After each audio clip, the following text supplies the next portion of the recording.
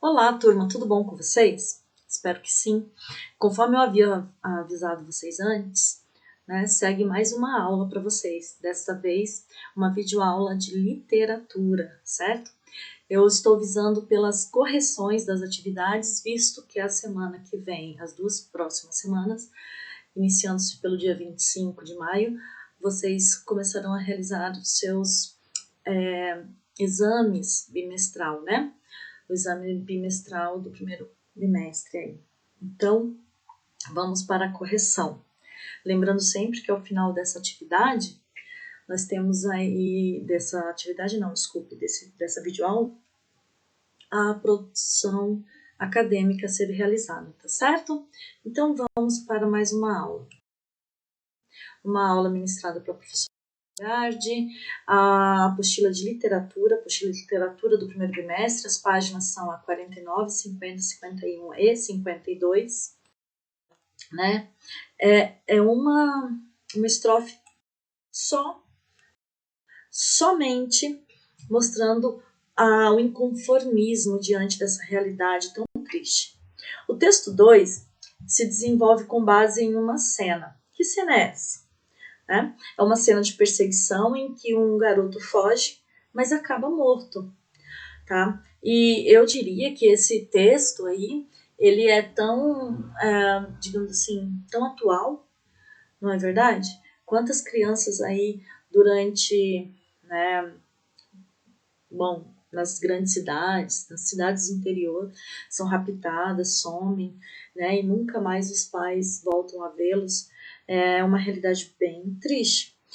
Nem sabemos se às vezes acaba morto ou como é que é o seu fim. Quando você ainda encontra o corpo, né, alguns pais se dão pelo menos por, sei lá, encontrei meu filho. E quando isso não ocorre, né? É uma realidade bem doída, que cabe aí a reflexão também, olha só.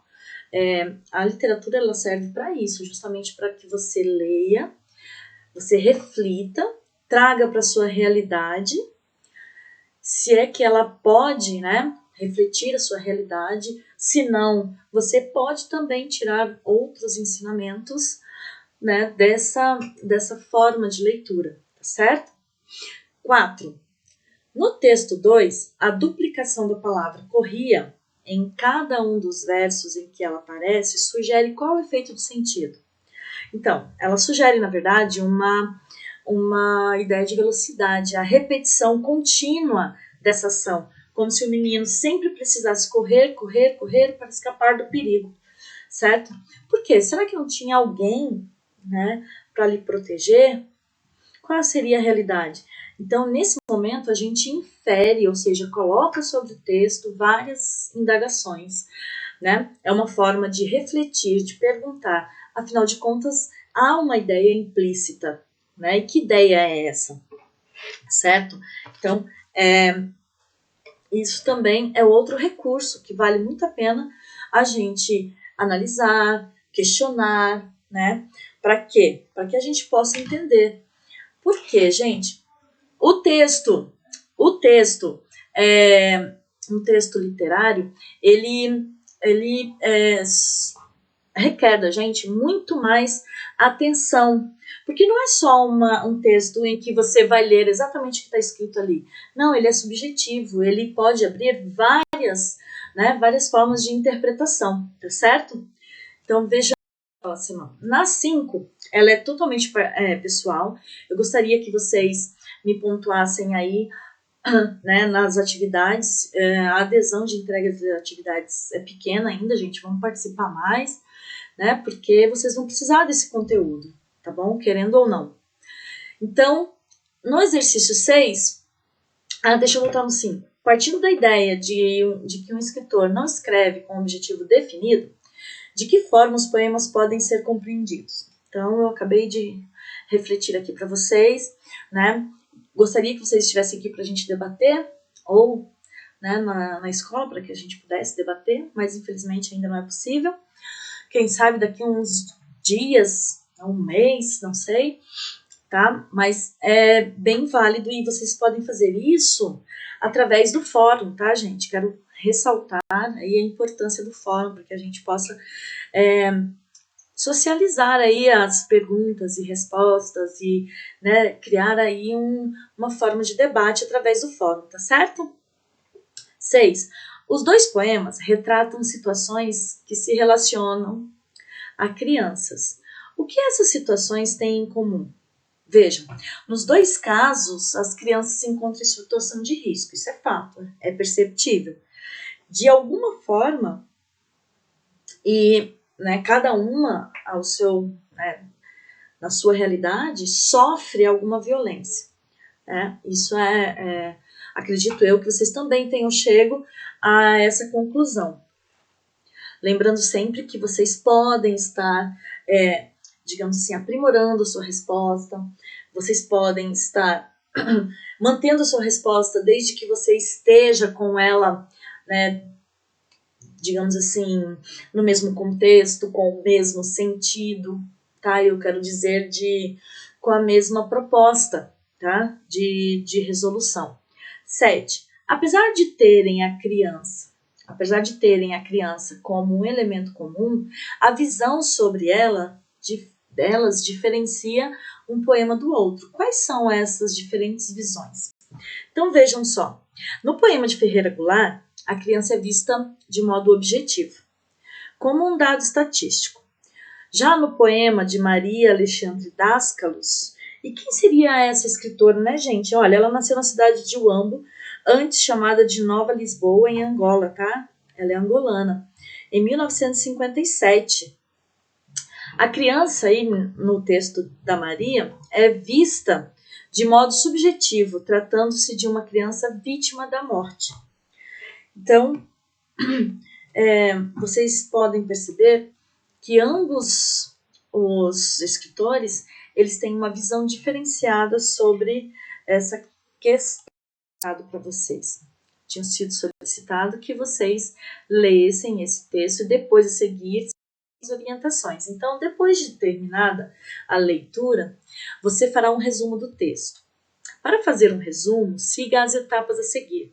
Gente, se vocês seguirem essas etapas, fica muito mais fácil vocês conseguirem tirar do texto os pontos mais importantes, mais relevantes e de forma resumida. Então, olha só, quando fala assim, elimine informações, primeira coisa, ali está dizendo, grife o que achar fundamental em cada parágrafo.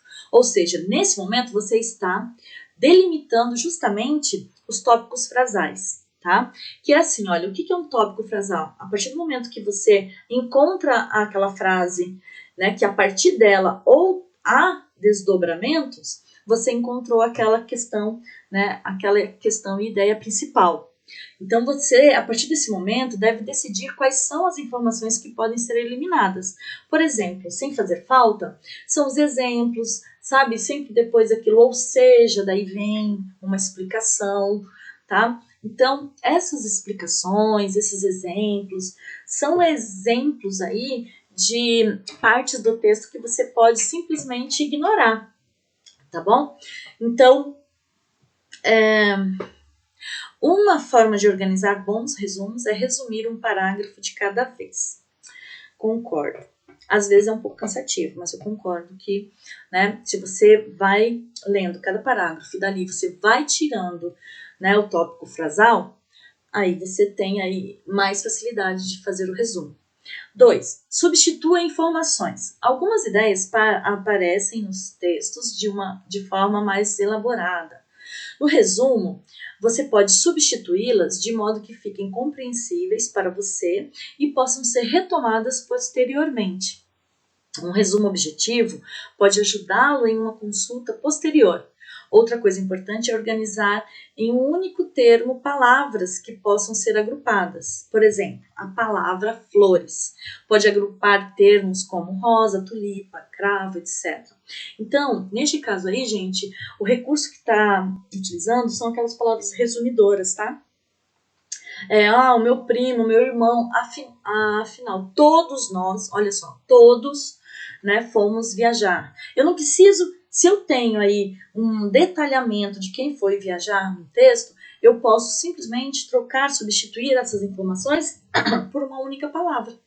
Como foi o exemplo ali também, né, de flores, né? A palavra flores resumiu, né, as diversas flores, né, que foram citadas. Tá certo? O parágrafo 2, ele trata sobre o padrão de verdade do texto literário. É o mesmo do texto factual? O que são as verdades no texto literário? É muito importante você tirar as ideias centrais dessa informação que lhe foi posta. Parágrafo 3. Qual a relação entre literatura e vida? Então, ao responder a essas 3 questões, buscando eliminar, substituir e manter informações, você estará preparando o seu resumo. Confira com os colegas. E, gente, quando eu digo que vocês podem conferir, nossa, vocês conferem tantas outras coisas, né, virtualmente, através das redes sociais. Por que não socializar questões, dúvidas sobre atividades da escola, sem, digamos assim, estarem juntos? Por que não remotamente, cada um no seu lugar, né, conversando pelas redes sociais e falando de algo produtivo também, certo? Embora sejam todos resumos de um mesmo texto, você verá que podem surgir diferenças em razão das escolhas de cada um. Resumos são estratégias importantes para sistematizar conteúdos e aprender a escrevê-los. Pode ajudar muito nos seus estudos. Pratique. E não é praticar só quando é solicitado, turma. É para praticar sempre que houver, né, uma necessidade de aprender algo, de gravar algo, não importa o que seja. Pode ser, por exemplo, o guia de um jogo que vocês têm, não sei, o passo a passo de alguma coisa que vocês gostam, tutoriais. Vocês podem ver que os tutoriais, eles são de forma resumida, porque se for muito extenso, vocês cansam de assistir, daí vocês já vão parar. As meninas, ó, adoram, eu tenho filhas que adoram tutoriais de maquiagem, meu Deus do céu. Então, tem ali, né, um resumo, foi feito um resumo, tá certo? Então, turma, olha, era isso que eu queria ver com vocês sobre literatura. Ao final, tá, de cada videoaula há uma atividade sobre ela na produção acadêmica, então eu peço que vocês realizem essa atividade, certo? E vão postando prováveis dúvidas no fórum, e na produção acadêmica vocês vão colocando as atividades que eu vou corrigindo e devolvendo a vocês, tá bom? Um abraço, bom final de semana e até a próxima videoaula.